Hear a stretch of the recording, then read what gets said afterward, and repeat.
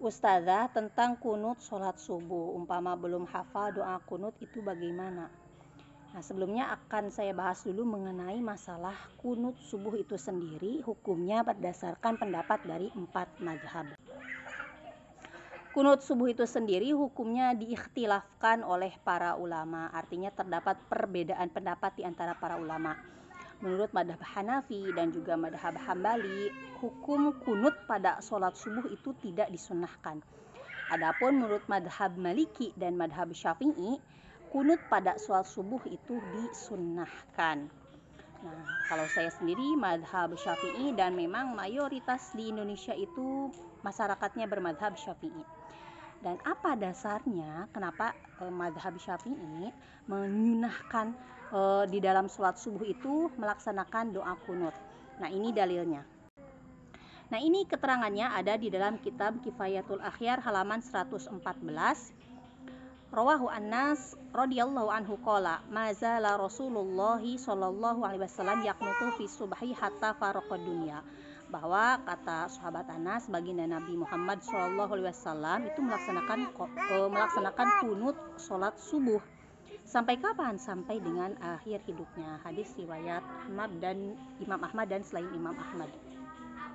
Nah, ini dasar madhab Syafi'i kenapa menyunahkan kunut subuh.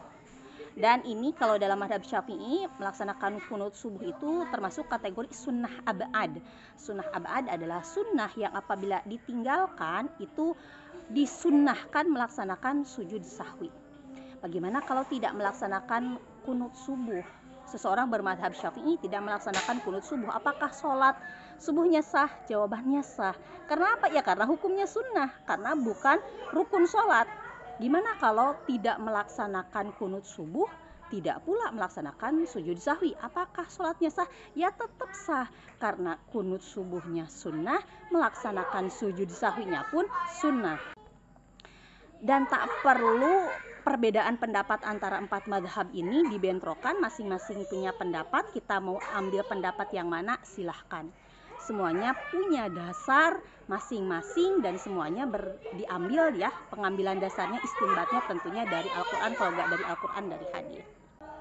Lalu bagaimana kalau misalkan seseorang yang bermadhab Syafi'i mau melaksanakan sholat subuh, mau baca doa kunut tapi gak hafal doanya karena panjang?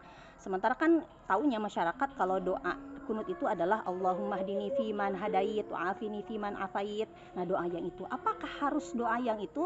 Jawabannya sebenarnya kunut itu doanya tidak mesti doa yang itu, tapi memang doa itu yang terbaik. Kenapa yang terbaik? Karena doa tersebutlah yang dibaca oleh baginda Nabi Muhammad SAW ketika melaksanakan kunut. Tapi kalau gak hafal gimana? Ya kalau gak hafal bisa pakai doa kunut yang lain. Karena kunut itu sendiri adalah zikir yang khusus yang di dalamnya terkandung doa dan juga terkandung pujian kepada Allah. Jadi yang penting ada doanya, ada pujian kepada Allah, ya sudah berarti sah itu dijadikan sebagai doa kunut.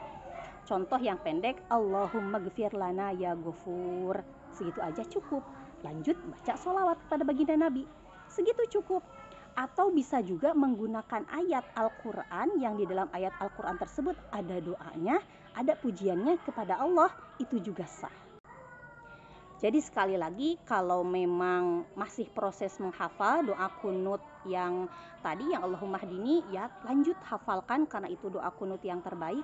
Tapi kalau belum hafal pun, ya kalau yang bermadhab Syafi'i, kunutlah dengan membaca doa kunut yang pendek.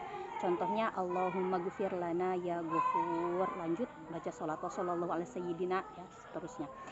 Itulah penjelasan mengenai doa kunut subuh. Jadi doanya itu tidak mesti baca doa Allahumma hdini, tapi bisa pakai doa yang lain.